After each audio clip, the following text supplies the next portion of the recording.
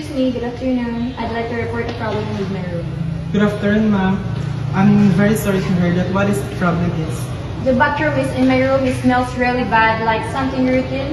It's like unpleasant. I'm sincerely apologize for the inconvenience, ma'am. May I know your room number, please? It's room 304. Thank you. I immediately send our housekeeping staff to check the clean in the bathroom. Would you like to wait in the lobby while you take care of it? Yes, that would be better. Thank you. Hello, housekeeping. Please go to room 304 right away.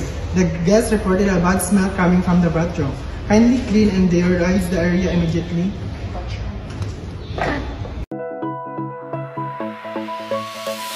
Excuse me, ma'am.